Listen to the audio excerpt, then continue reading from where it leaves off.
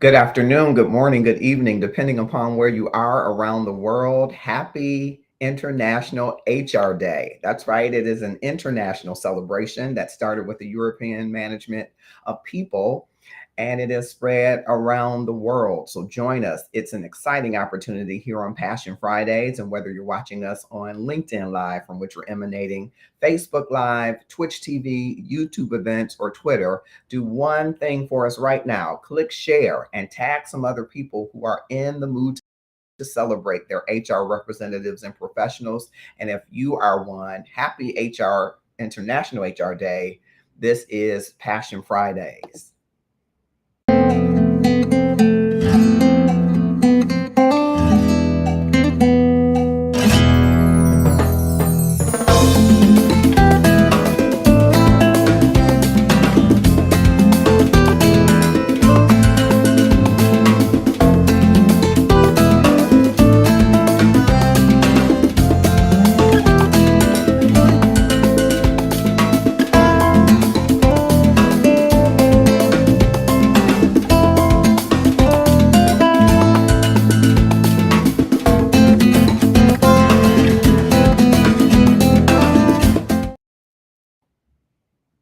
It's not an exaggeration to say that HR is the backbone of any organization. All the work that HR professionals do, from attracting and hiring new people, onboarding them and including them, to building an excellent employee experience and upskilling and reskilling employees, to managing a vast amount of data to use it to drive business insight, to ensure that the organization has the right skills for the right people at the right time and has what it needs to achieve its goals and be successful, is paramount for any organization. Now, it might sound simple on paper, right? But in this disruptive and highly competitive business environment, ensuring that an organization succeeds is no easy feat. There are key issues of well being and trust, sustainability, work and equity, diversity and inclusion in a world that's adapting to the new ways of working after COVID 19, still in COVID 19, right?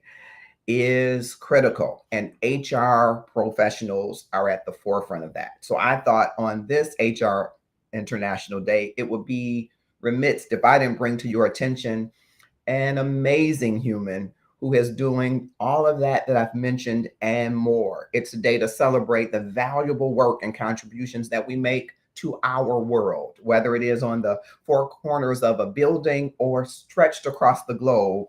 HR is smashing the game.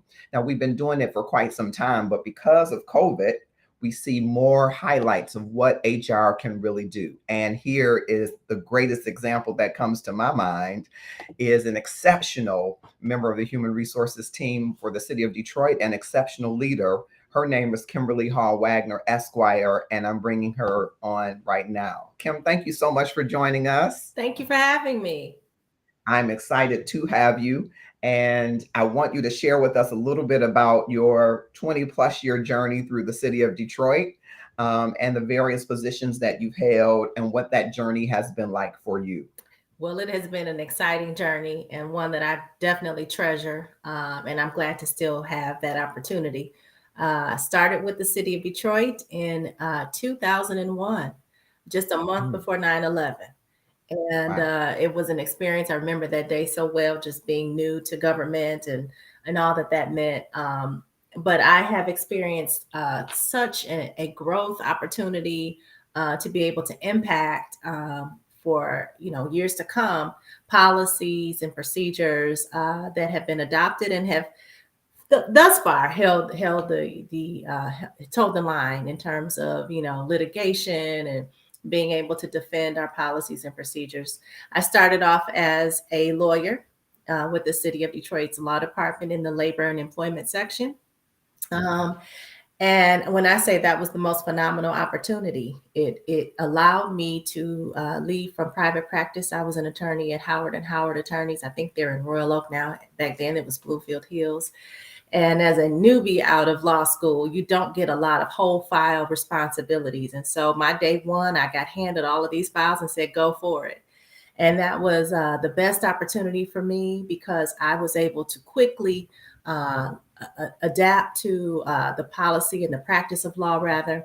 Learned a lot, leveraged a lot of relationships. And through those relationships, I was recruited to human resources. And, Kim, you helped so much with getting us ready for litigation, trying to tell us ways in the future how we can avoid these things. Could you do this on a more frequent basis as the policy manager, which I took the job. I never thought I'd find myself in HR, and Mhm. I've never looked back. I've gone from employee services general manager, which at that point had recruitment, it had our front facing consulting services, payroll services, you name it, HR.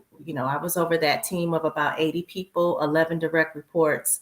And then I was recruited to become the director of our now Civil Rights and Inclusion and Opportunity Department, which we then called Human Rights. Served under Dave Bing, the mayor, for 4 years, and came back to HR. So my current capacity is the Chief of Policy and Planning and Operations. I like to refer to it as the gumbo division of HR. I say gumbo because it's many different things, but they're all important and they're all really good. We've Mhm. got our HR operations team, which you lead. Great leadership. Thank you so much, Marcus. As well as our policy team, our planning team, which includes our analytics that you have so creatively, created this new division, which will take us, I believe, into a new whole era of strategy within HR. And then we have our HRIS systems, system support. And from there, I've been here. I think I've been in this role for 7 years.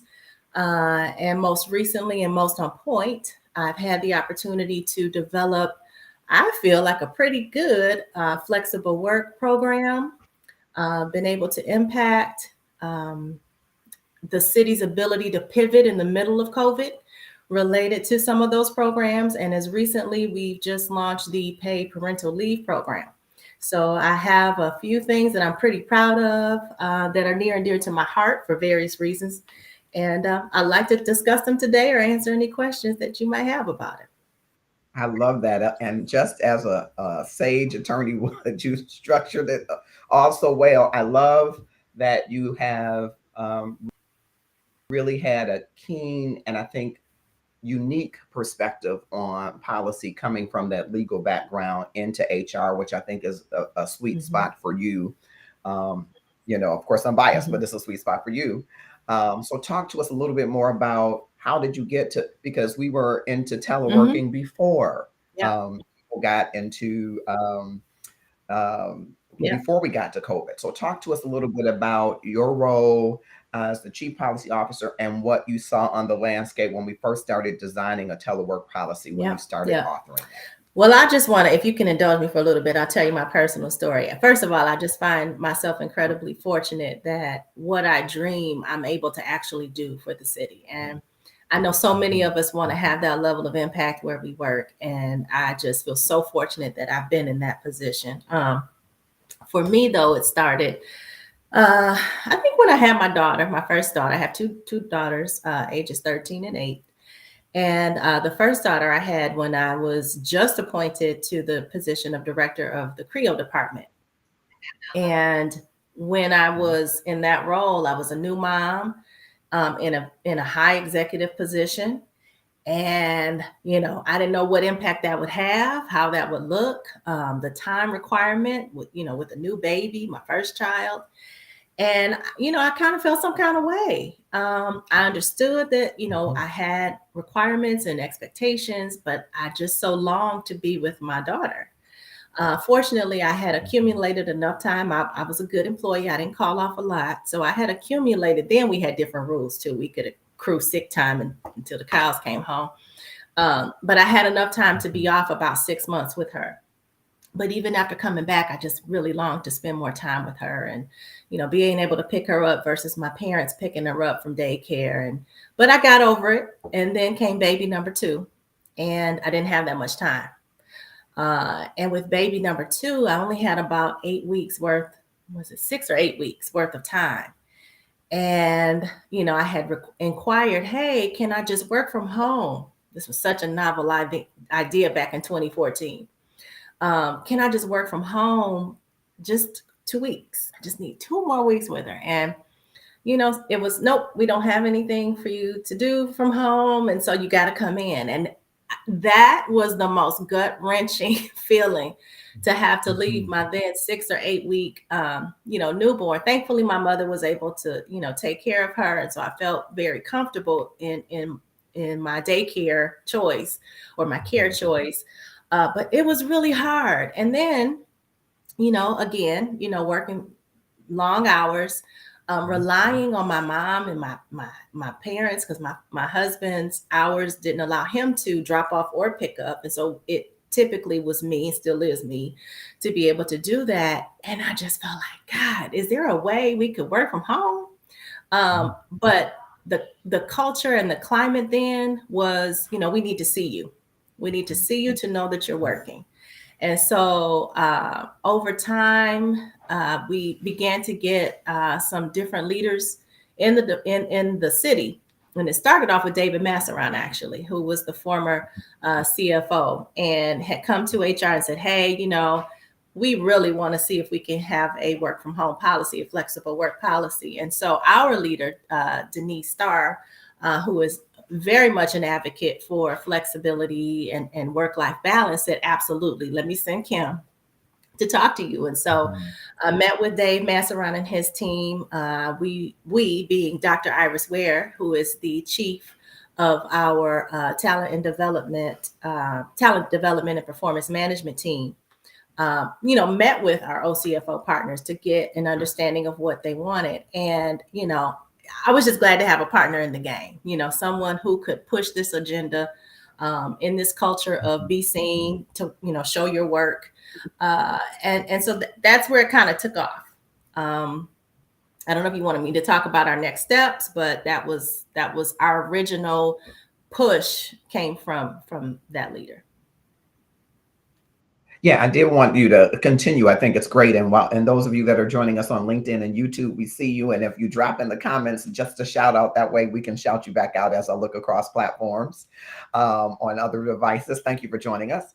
And we're talking to Kimberly Hall-Wagner, Esquire, who is the Chief Policy Officer who oversees policy operations for the city of Detroit, the best division in human resources. I know I'm going to get some comments later about that. But exceptional leadership, and which is why she is nominated for the Granicus Award. And I'm going to be sharing this video with them just to make sure they tip it over so that she's the winner, because she is certainly a change maker, and that's the award that she's up for. So I want to talk in that vein a little bit, Kim, about, you talked about the culture not really always being ready, I'm paraphrasing, for the flexibility, because the prevailing thought was our citizens need to see us. They need to be able to have the face-to-face with us in whatever the role was, right? Some of us don't have the face-to-face with citizens as much as others.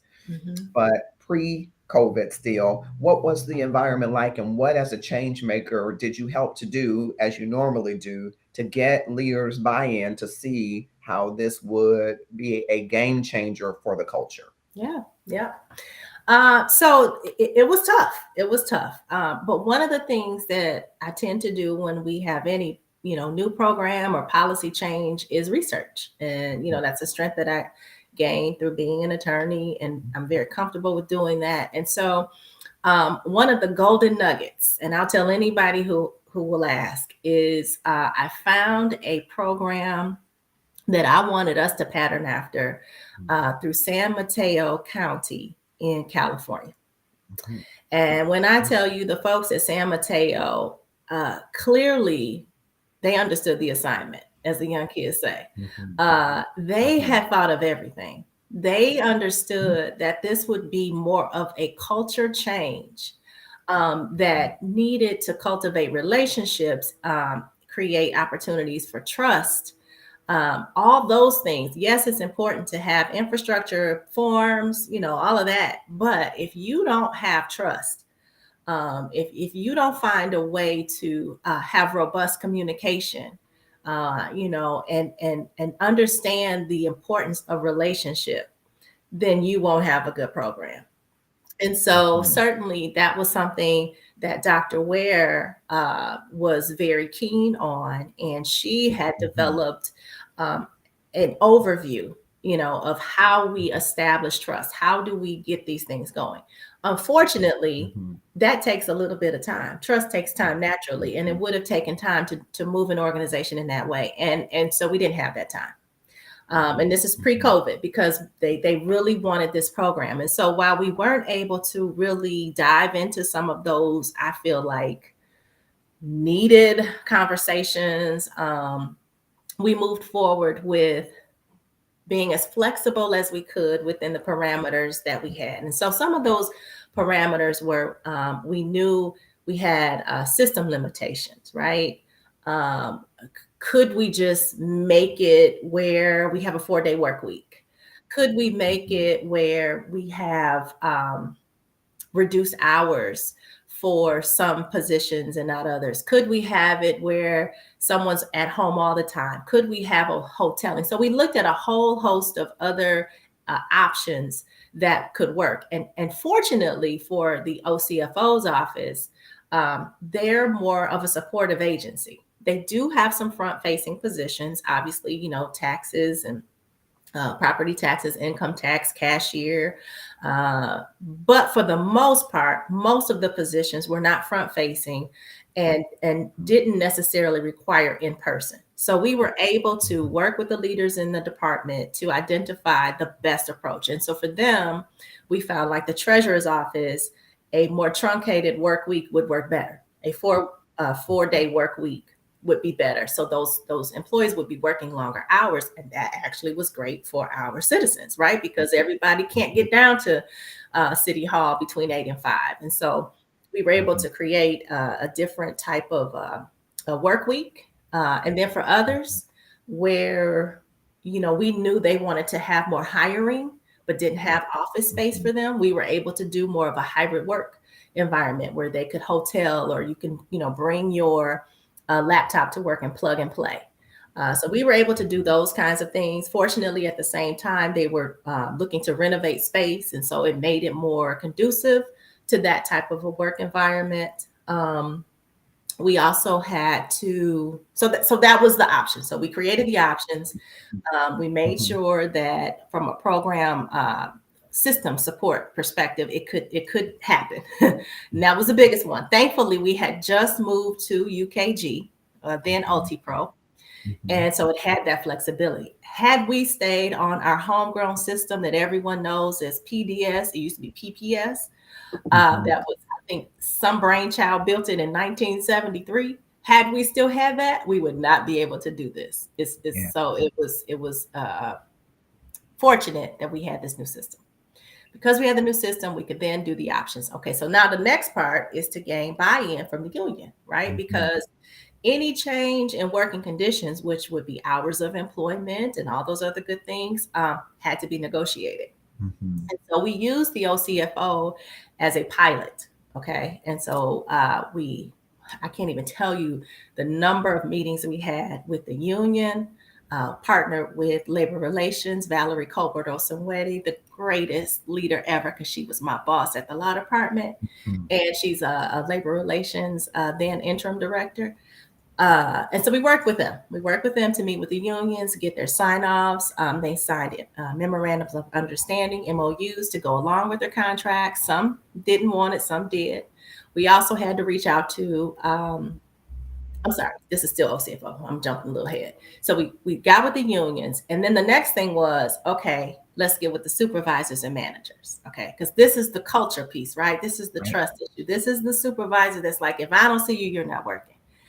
And what we found is, um, even if employees were working in the office, the managers and supervisors didn't have the best way to measure performance. So Mm. now you add on working from home, you couldn't really measure it. Some were great. Now, don't get me Mhm. wrong. Mhm. But as an organization, what were the measures that you were using to determine if someone was really working? I'm Mhm. sitting at my desk, but I'm on Facebook all day, or I'm chit chatting at the water cooler for 4 hours. Am I really being productive? And so Mhm. um, that to me was a very great exchange. We had our agency CFOs, our deputy financial officers gave invaluable feedback, but they also got some too, right? And Mhm. so we were able, Dr. Ware was able to talk to them.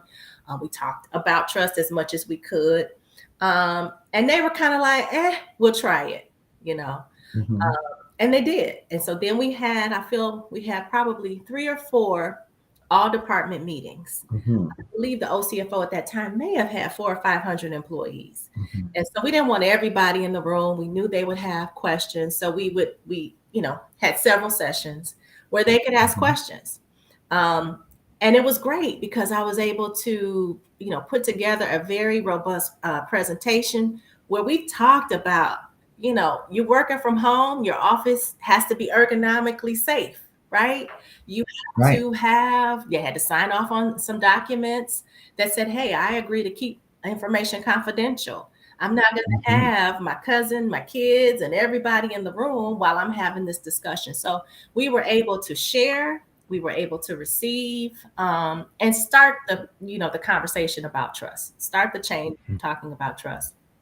And it was at that point something that only employees in good standing could get. So if you had some discipline, if your attendance wasn't that great, or unfortunately, if your position just didn't allow it because you were a cashier and you were dealing with the Mhm. public, it was an application process. The supervisor had Mhm. a vetting process. Human resources had the vetting process. Ultimately, the HR Mhm. director would review.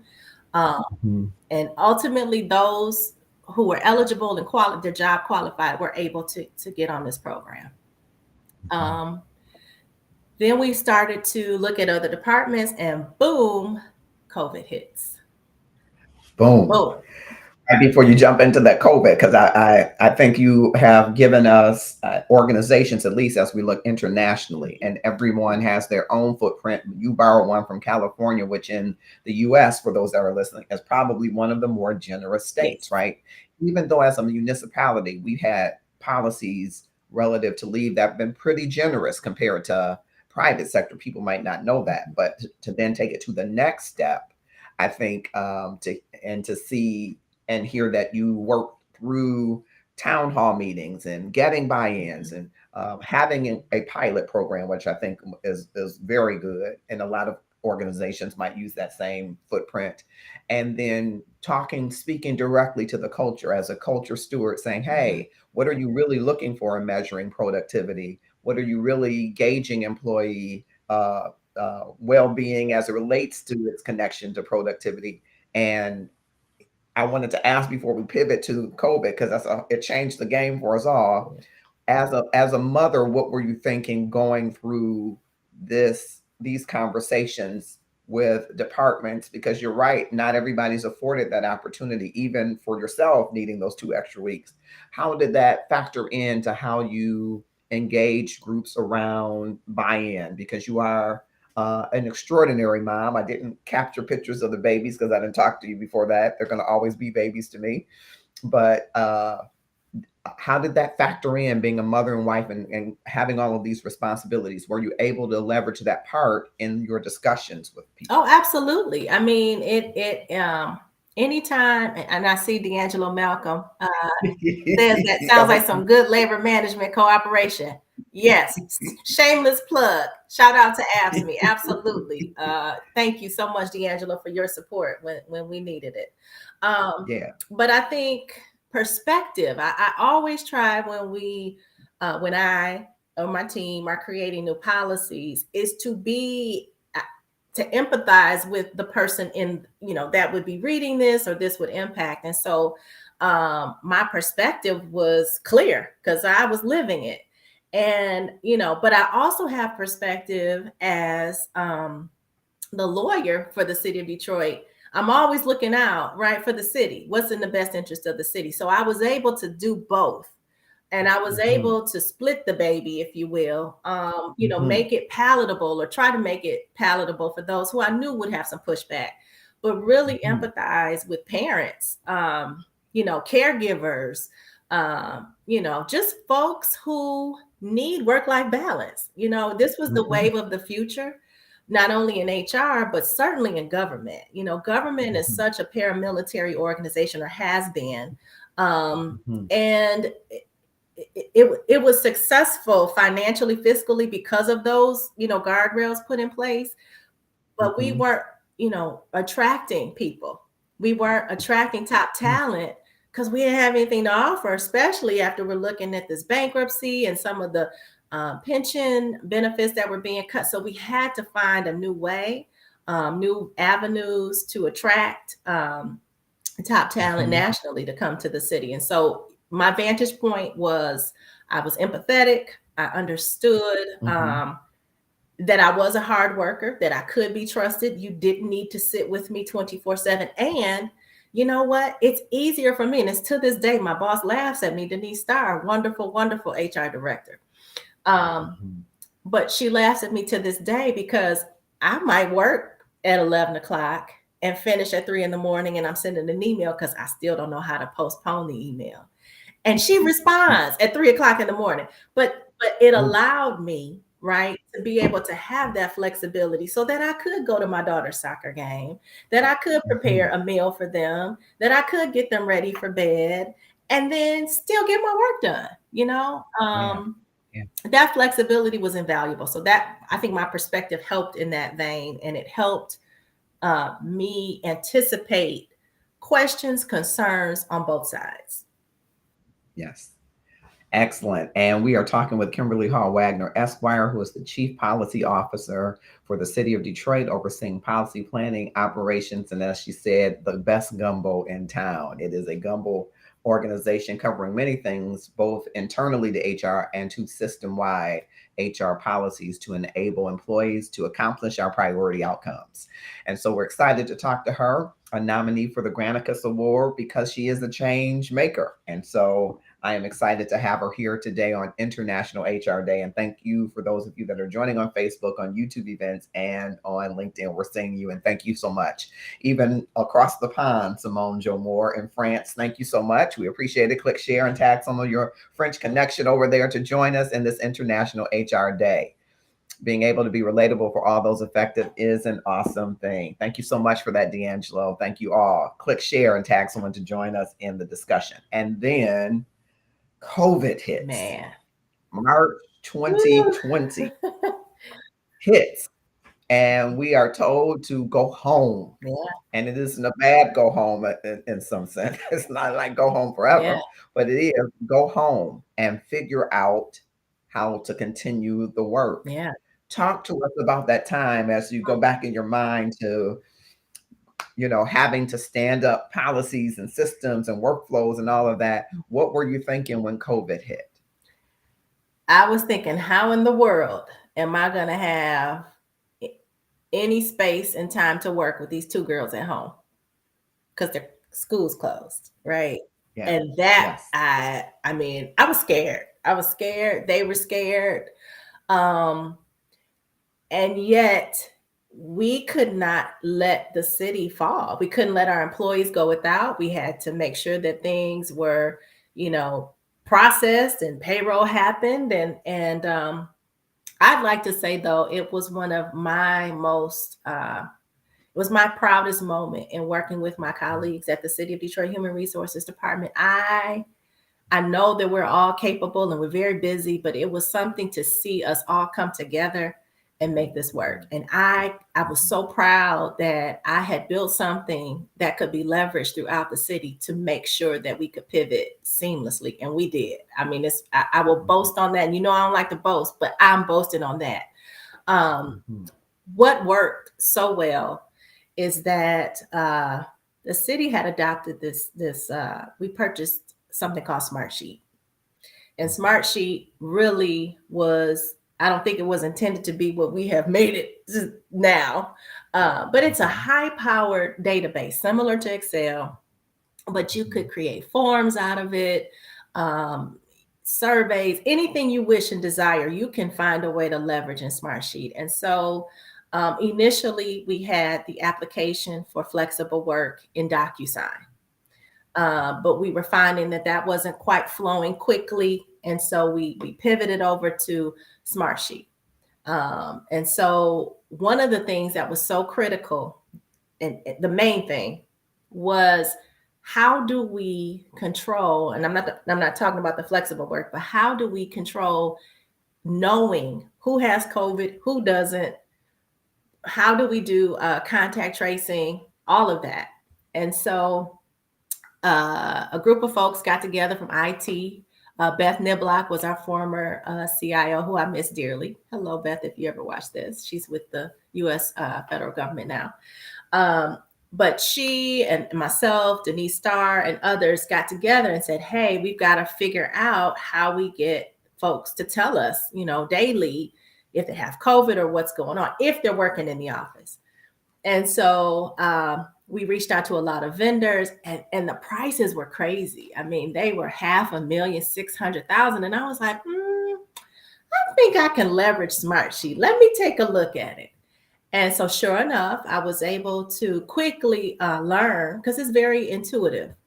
I was able to create logic in some of the questions. It would route people different places.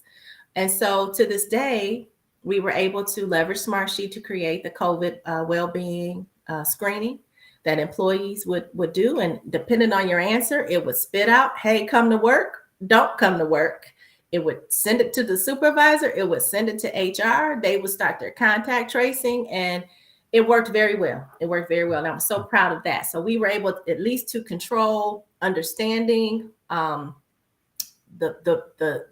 spread of COVID within the workplace. The flexible work comes into play because so many of the processes for the OCFO pilot, we already had the time codes in the system. We already had some processes, and we already had some clearances that needed to happen, ready to go. And so basically we just expanded it to everybody. And what it forced us to do as a city is trust, right? Mm-hmm. We had to trust because there was nothing else. We didn't know if the end of the world was happening with the boogeyman. I remember day one, I don't know, can we even breathe the air? Because we didn't know what it was at that point. And so COVID was the best thing to happen to flexible work at the city because it forced us to trust. It forced us to find ways to measure productivity. It forced us to have conversations virtually, right? To be better stewards of our time. It allowed us to have freedom, though, to handle the kids at school at home. It allowed us to work maybe in the evening if that's better. And the expectations changed because at this point, we just wanted the work done. It didn't matter if I saw you at your desk. And so that for me was refreshing. I could go talk a little bit more about some of the processes, but, we had the infrastructure in place, although be it on a smaller scale with just the OCFO, but we were quickly able to expand that to the entire city. And just kudos to the first responders, to our bus drivers, to our health department workers. They were not able to do flex work. They had to continue to drive people in the midst of not knowing what's going on. Police officers, EMS workers, having to respond to scenes and still not knowing, they're picking up COVID patients. And so I'm so glad we had that for a segment of the population. I wish we could have done something for them, but obviously, they were the frontline people. I was able to write a hazard pay policy. So I wrote that for our administration, where we were able to give those first responders a boost in pay for their time that they were working during the initial stages of the COVID pandemic. So. Awesome. And it's not lost on me that you said, and I want to make sure our viewers hear that you said, literally, you basically saved the city $500,000 to $600,000 by not purchasing a system, right? At least, and building one with the existing tools, working with cross-functional departments, HR, health, and all of the other departments to ensure that there was a hazard pay policy, as well as a self-reporting tool for employees to stay safe and be well and to slow the spread. Yes. and to utilize all of the tools and technology to make them that much more Yes. useful. And I know at a point we were doing wellness checks Yes. for public safety officers, calling Yes. them daily, those that had been come in contact with COVID, to ensure that they were well and that they knew that they had worked for an employer that cared Yes. for them and wanted to ensure their safety, as well as work share program for those employees, instead of them being laid off because there wasn't the ability for some of them to work, to reduce their hours or give them other Mhm. opportunities. All of that as an offshoot of all of this Yes. planning. So where did you have time to homeschool and do all of these things during this time? Kudos to you and all of those cross functions that work on this. Where did you have time to do that? I didn't. And I Yeah. gained another 25 pounds of stress. Yeah. I don't know how. We lived in a little bungalow, our little happy home in Detroit. Mhm. And I took one of the girls' bedrooms and I said, you guys got to go in the same room now. And I converted it Mhm. into a classroom. I'd love to send some pictures one day. Mhm. And I made it so comfortable for them that, and the school where they go was fabulous in terms Mhm. of not keeping them on Zoom all day, but Mhm. having a nice curriculum for them so that they could be, kind of, I think it was 3 hours, 3 to 4 hours. And then the rest, they had to work independently. And I think I made the space so comfortable for them that they wanted to be in the space, and they were actually together because there's a 4 year age gap. So for them to even be together Mhm. in school was different. And Right. then I just found a time where I could. I found a time where I could, and again, yes, Simone, it was definitely a roller coaster ride. I have to shout out Denise Starr for being Mhm. a fabulous support system for me personally. And I know she was for others, but for me personally, she would always say, and she still says to this day, they're only young once, so take the time. And but that is because Denise trusts me.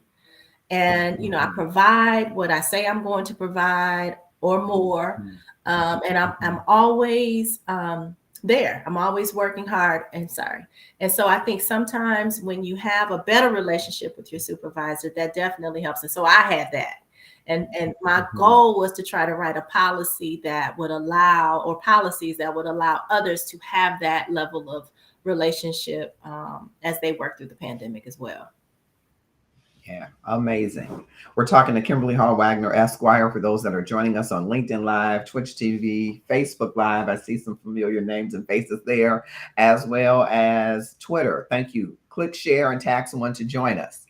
Um, D'Angelo says navigating through the unknown was both scary and challenging. However, it also presented an opportunity to show the resolve and resourcefulness of those called to leadership. Mhm. Absolutely.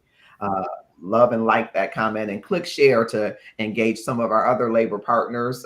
Though I know you're retired from labor partner, sir, but click share and tag some others. I saw Robin Price come through, who is also a labor partner, and others. So we're talking to Kimberly Wagner, Hall-Wagner, Esquire, who is our Chief Policy Officer for the City of Detroit, overseeing policy planning and operations and all things people strategy.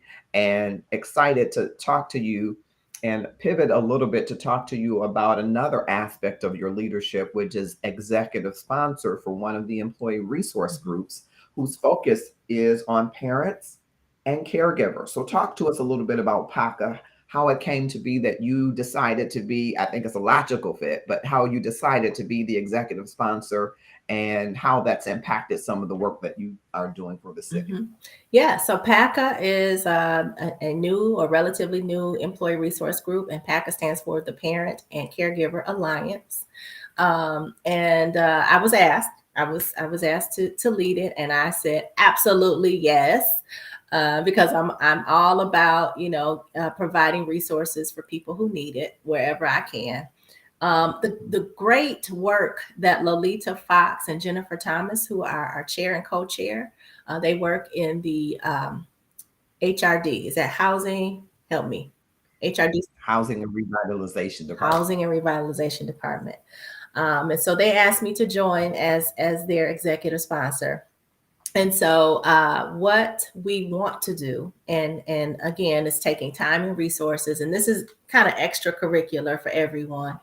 But what we want to do is just let our employees know, because certainly everyone knows after COVID that was a heavy, it has been a heavy mental health impact on people. Um, Mhm. Everyone wasn't as fortunate to have a supervisor like I have, and so traversing through homeschooling or the isolation that kids felt through, being at home and not at school, is heavy, and it's long lasting, it's lingering. And so we try really heavily to connect our employees who are parents or who are caregivers with resources. We are doing workshops, and it can run the gamut. We've done mental health workshops with HMSA. We've done um, caregiving workshops with the Area Agency on Aging. We've also done a workshop on student loan debt. Hey, get some more Mhm. money in your pocket so you can be a better caregiver. And so Mhm. we are hoping to have a family fun day where we can Mhm. have our employees gather with their families, because we don't often see the families, and Mhm. provide, more of like a resource fair, have more, maybe it's senior living organizations there to help with your aging parent or loved one, even, maybe some support if you have a disabled family member. We just want Mhm. to give people the best opportunity. We want to advocate. Sometimes, as a working parent, folks don't understand that. It's been Mhm. 50 years or 20 years since they've had a child. And so they don't understand what it means to have a baby, and find daycare when there aren't many daycare providers open anymore. And so Mhm. we are going to serve as advocates for them. So if we need to talk to some of Mhm. the department leaderships, remind them that we have a nursing policy, that you are to Mhm. allow people a certain number of times per day, even bus drivers, right? Everybody Mhm. has this right Mhm. to be able to nurse. And so Mhm. those kinds of things we're advocating for. We're there reminding them, and then providing information to help their experience as an employee with the city of Detroit be one that's equitable and enjoyable. Awesome, awesome. And then, not as if that isn't enough, monitoring flexible work, creating a self-reporting tool, being an executive sponsor, along with all of the other duties, you create and author a parenting leave. Talk to us a Mhm. little bit about the parenting leave. Yep. So I can't give credit to everything, but it came through our city council member, Scott Benson, who at that time, he and I served on the General Retirement Board together. He's no longer on the board. Uh, and a lot of things come from personal experience, and there's nothing wrong with that. He was set to have his first child, and he was like, "Hey, what's our parenting leave look like?" I'm like, "Oh, FMLA." And he's like, "That's it." And as most know, FMLA is by law a non-paid leave. However, the employer can make it a paid leave and enhance any benefits that they see fit. And so at the city, our FMLA policy definitely allows you to bond with a newborn. Uh, but if you were not the birthing parent, right, the birthing parent could use a portion of their time off due to medical reasons, right? You either get 6 weeks if you have a natural birth, I think, or 8 if you had a cesarean birth. So the mom generally, or the birthing parent, would have a little bit more time under the law, and under our policy could get paid out of their PTO banks. Mhm. Whereas the non-birthing parent, the way the policy is written, could also use time, but they would be limited in the number of sick days they could use. The rest would have to come out of their vacation bank. Mhm. And so that could work, but some people didn't build up enough time, kind of like me with my second one, right? I didn't really have enough time to stay off the entire time. Mhm. And so he was really an advocate for getting this. And so we started out, I want to say in 2018, and actually doing a benchmark. I had a wonderful person working for me, Chanel Manis, Esquire. And she took the lead on that benchmark. And we found that, at least in government, there wasn't too many organizations that there weren't too many organizations that were actually giving paid leave outside of FML. And Mhm. so, and when they did, it really ran the gamut. You had, of course, like you said, California. There were organizations in California or out west that were given 6 months, and then there was others that were doing 4 weeks.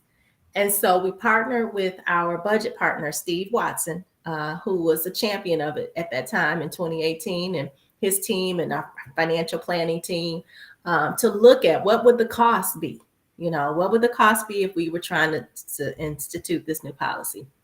And so it was really difficult to tell. We had to pull some data to try to project, okay, I don't even know how you do this, but trying to project the number of births we would have, how many would take advantage of this. Mhm. And and because we don't have everyone using our insurance, that was the way we kind of measure how many employees actually used our insurance for birth. Mhm. And so we got a number, we came up with a projection, and it was really high. Mhm. Then COVID hit, right? And everything changed. And so we pushed pause on it yet again. Um, didn't really have the money at first, which was the first pause. And then the second pause comes with COVID. And so then the third time is a charm. We were looking at some of the costs. It didn't seem to be as bad as we first anticipated because we had fresh data, more information now with our new system. And we also had another council person, council member Angela Whitfield Calloway. She joined in and said, hey, we've got to make this happen for our employees. Luckily, I had already written the policy. I had done the benchmarking. We had the data in terms of the cost. And so it was with that push, we were able to finally put it into place where all employees at the city of Detroit get 6 weeks of paid leave, 100% paid. It does not touch their PTO banks whatsoever. It's for moms, dads, it's for adoptive parents, for foster parents, and it can be used in conjunction with your FML. So someone could theoretically get up to 12 and 6, 18 weeks of time to spend with their newborn. And Mhm. so, as scary as that sounds, I'm sure it sounded like flexible work sounded back then, right? Oh no. You do have some people saying 18 weeks, but you only get it once. Yeah. You only get that time once. And again, we are trying to create opportunities and benefits to bring top talent to the city. So we're hoping that will also help and retain our top talent. We don't want them to go anywhere else if they have to. Amazing. And I know it's a brand new leave, just started in January. So Yes, numbers of usage and things will be fresh, but I'm sure that down the road you will be looking at that. So absolutely. speaking of down the road, what are the policies that you think are on the horizon? Do you see expansion of that kind of policy to caregivers? What are the policies that you might um, be looking at now? Uh, you know, right now for me, I think my focus is with diversity, equity, inclusion, and opportunity. And it's there's a lot of opportunity for us to move forward. AI and even talking about what that does. The impact that has on HR in the city. But I really want to reach more internally at some things that maybe we've just kind of glossed over, Mhm. and really looking at how we can improve, right? Historically, we have been under market, but I think we're doing much better in these past, 5 to 6. I'm sorry, my thing keeps going out. In these 5 to 6 years. So I Mhm. really would like for us to look at internal equity, for the people who have been here, employees who have stayed, looking at their market versus, some of our newer employees, and just trying to build some policies around that. Really building a stronger policy around pay for performance. We've got a new module with our UKG performance module, so we can better gauge and see in real time some of the data and really leverage that. So pay for performance, diversity, equity, inclusion in terms of compensation. I think are my next focus for policies. and those will certainly have an impact on the future of work. So kind of Mhm. thinking about the Mhm. future of work, uh, what do you think should be front of mind for other cities as it relates to shaping the future of work as we think about HR, International HR Day's theme about shaping the future of work? Certainly the policies that Mhm. you have, uh, many of them groundbreaking policies. And again, I think that's one of the reasons that you should be the change maker of the year, Granicus. But what do you see for the shaping the Mhm. future of work? Because I think everything that you've mentioned is a part of the ingredient of that. Is there anything that stands Mhm. out to you? I know mental health is a It big, big, is. big issue, and I don't know if there are well-being policies that organizations will begin to look at. So, what are some of the things that are front of mind for Well, you? always mental health is front of mind. Always front of mind. But honestly, I don't know. There's so many. There's so many, and the theme might not be as Mm, consistent. I think we've had a theme of well-being and flexible work and parental, but I think I'm moving in a little different direction now. I am very interested in how we can leverage this gig work society, right? So, mhm, mhm, so many folks now are, working DoorDash and Uber Eats or Lyft and those kinds of things, and they're picking up jobs. And what I'm finding is that, as well as the world, right, it's hard for us to recruit for positions now. And is there mhm, some way that we can leverage how we work at the city to somehow mirror or either pull from the best parts of those gig jobs? Is there a different way that we recruit? Is there a different way that we pool our jobs? Do we continue mhm, to have these silos of job opportunities versus pooling them to say, hey, here's this employee with this level of skill set, this characteristic that would work well for any of these jobs. And so, could there be a gig mhm, board where we post our jobs weekly or monthly for that person to pick? I'm just fascinated with how well that industry is doing and how we can leverage that. The other piece I'm interested in is how we can leverage our new zeroed in analytics system. Thank you for bringing that aboard. It has just been phenomenal to see some of the predictive analytics and where we can go with that. So I don't really have a passion at this point. I feel so satisfied. I think I'm just reveling in the success of some of the ones that I've created. But I like to use more of our data, look at what we have, look at our current functionality, and create policies that just make it easier for people to work, makes us more attractive as an organization. And those, we'll see what comes out. mhm. Kimberly Hall-Wagner, I want to thank you for your time. I know you are stretched and you have new responsibilities overseeing our classification and compensation group. Shout out to you for taking yet another thing. I don't know that in your head, but and in your heart, but you are a heart-filled leader. So before you go, for other leaders that um, out there who may be just starting their policy journey or who may not have they're not in the seat of satisfaction, as you kind of said. I'm kind of sitting here for a moment and seeing the things. They're in the throes of it. What Mhm. piece of advice would you give to him or her that is doing this policy work? Um, I would say dream, be creative. I would say everyone can't understand your vision. Um, God didn't give it to them, they gave it to you. And so don't be afraid, don't back down, continue to push the envelope, even when it's not popular. Policymakers are the change makers. If we wait for people to get the idea, it's too late.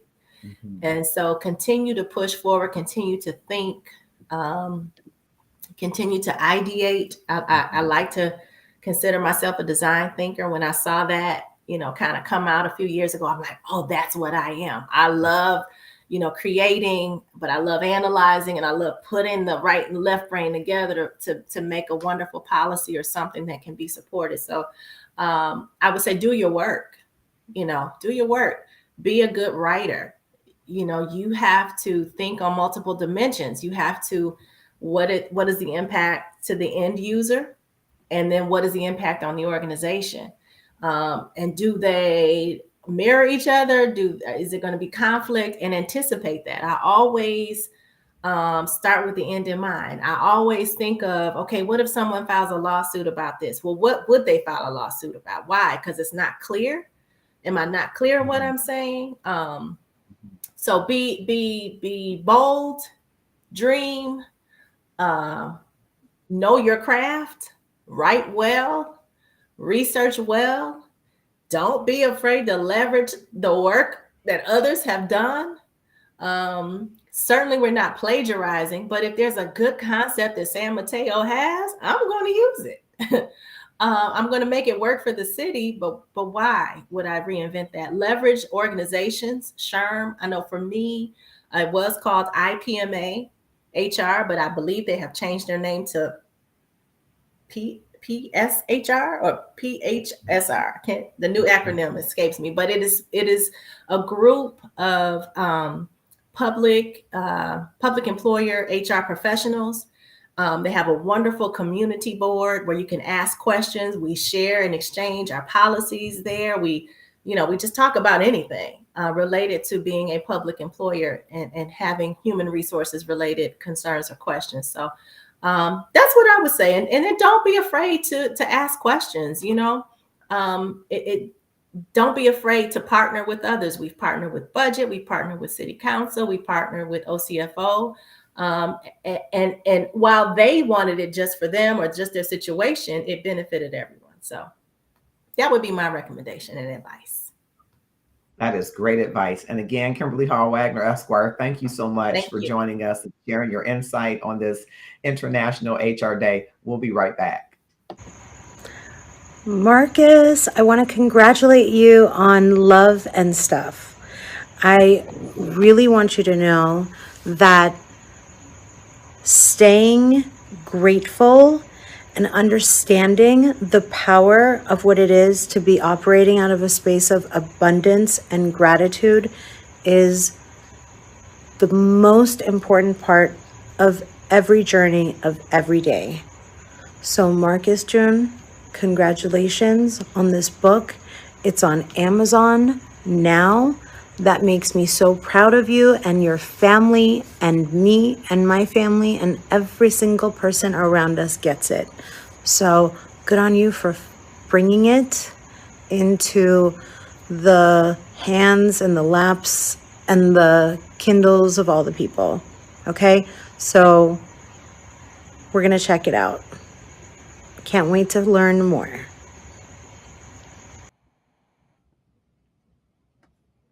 That was MJ of Shies of Sunset, and we thank her for that commercial. And I'd be remiss if I'm talking about how grateful I think you see Kimberly Hall-Wagner as the Chief Policy and Planning Officer. If I didn't give you an opportunity to get that QR code and get the Gratefulness Journey Everyday book, it is available.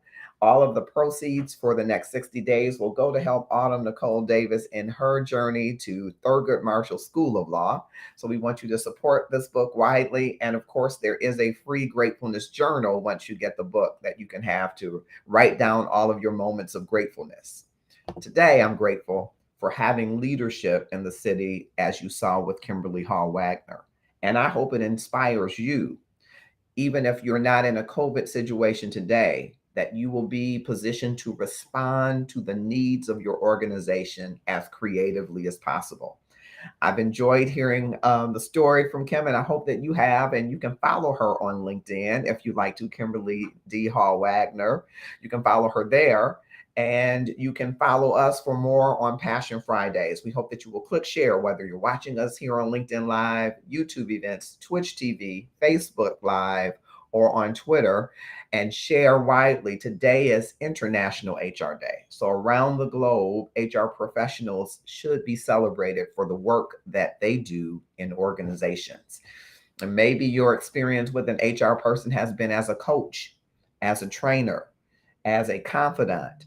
Maybe it has been as a business partner. Maybe it's been as a recruiter who brought you into an extraordinary organization. Today, take a moment and say thank you and be grateful that there are people who are committed to the success of organizations.